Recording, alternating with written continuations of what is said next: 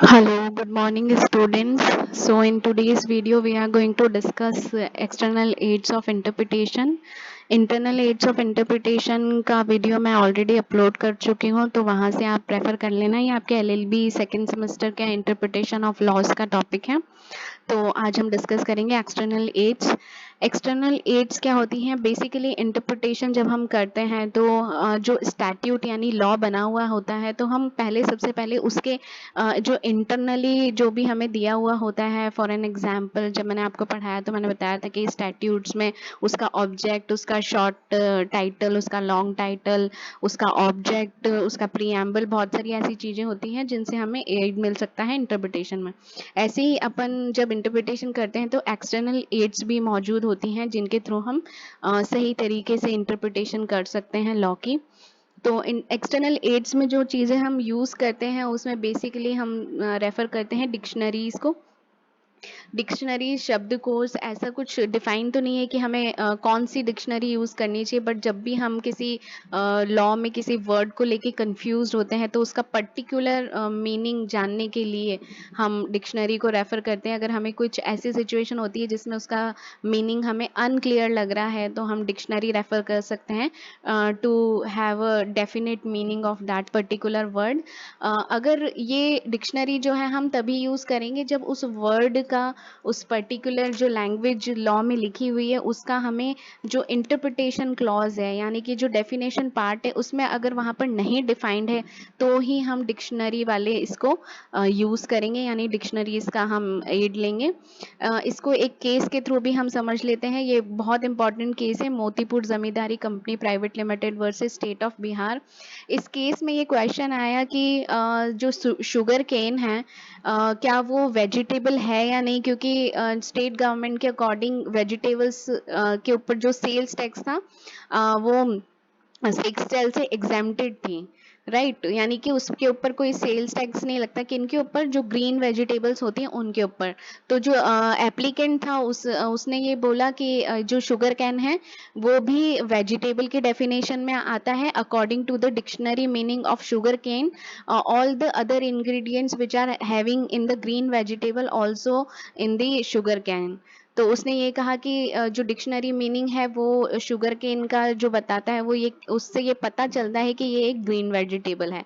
लेकिन कोर्ट ने इस प्ली को रिजेक्ट किया और कोर्ट ने कहा कि ग्रीन वेजिटेबल जिनको कि हम सेल्स टैक्स से एग्जेम्प्ट कर रहे हैं वो एक्चुअली में उन वेजिटेबल्स के लिए यूज हो रहा है जिनको कि हम लंच और डिनर में यूज करते हैं, जो कि हमारे किचन गार्डन में अवेलेबल होते हैं। लेकिन शुगर केन को हम लंच और डिनर में यूज नहीं कर सकते, इसीलिए वो टैक्स से, सेल्स टैक्स से एग्जेम्प्ट नहीं होगा।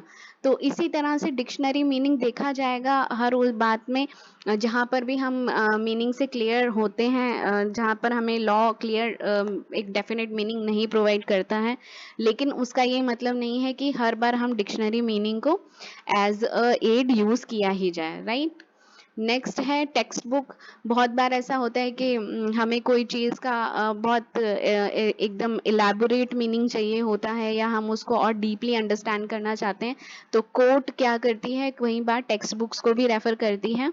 और बहुत सारे ऐसे केसेस हैं, I think almost all in every cases जजेस courts last number of textbook, यानी क्योंकि बेयर एक्ट का जो लैंग्वेज होता है वो बहुत बार अनअंडरस्टेबल होता है, मतलब हमें नॉर्मली उसका अंडरस्टैंड निकालने के लिए, उससे रिलेटेड केस लॉज देखने के लिए टेक्स्ट बुक को हम रेफर करते हैं, राइट।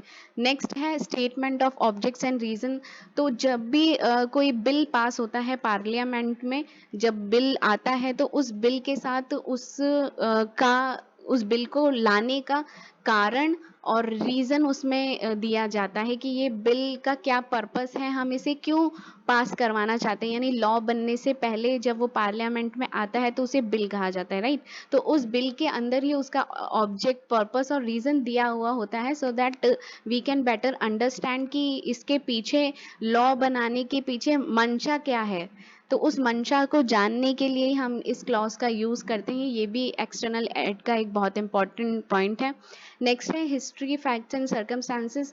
बहुत बार ऐसा होता है कि कोई जो लॉ बनता है उसके पीछे एक बहुत बड़ी हिस्ट्री रही हुई होती है, तो उस हिस्ट्री को जानना बहुत ज़रूरी होता है ताकि हम रियल सेंस में उस स्टैट्यूट का इंटेंशन जान सकें, और लेजिस्लेचर का वो लॉ बनाने के पीछे क्या इंटेंशन था, तो उसके लिए हमें उसकी हिस्ट्री, उसके फैक्ट्स, उसके सर्कमस्टांसेस को जानना बहुत इंपॉर्टेंट होता है। तो ये भी एक एक्सटर्नल एड है जिसके थ्रू हम क्या कर सकते हैं, बेटर तरीके से इंटरप्रिटेशन कर सकते हैं लॉ की। नेक्स्ट है ये स्टेटमेंट एंड ऑब्जेक्ट, ये मैं आपको पहले ही डिस्कस कर चुकी हूँ। Next is president.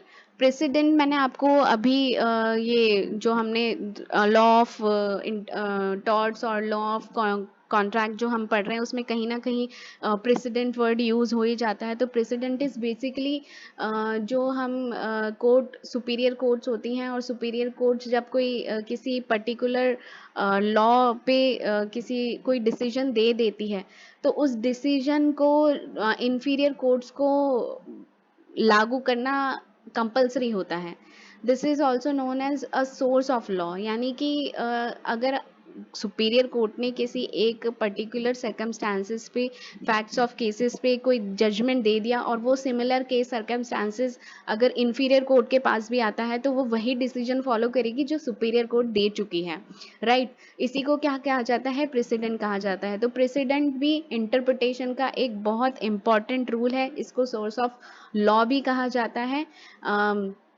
इसको हम ऐसे भी समझ सकते हैं कि अगर कोर्ट को, इंफीरियर कोर्ट को ये लगता है कि the decision given by the superior court is not correct और इज एरनियस इन नेचर, यानी कि वो सही नहीं है, स्टिल हम क्या करेंगे, उसको एज इट इज़ फॉलो करेंगे। यानी inferior court has a binding thing over the on the rules which has been given by the superior courts, right। Next है यूज ऑफ फॉरेन डिसीजन। बहुत बार ऐसा होता है कि फॉरेन कोर्ट्स भी judgement देती हैं, although they are not binding on the law court system in India. हम उनको रेफर तो कर सकते हैं, लेकिन वो हमारे ऊपर बाइंडिंग नहीं होते।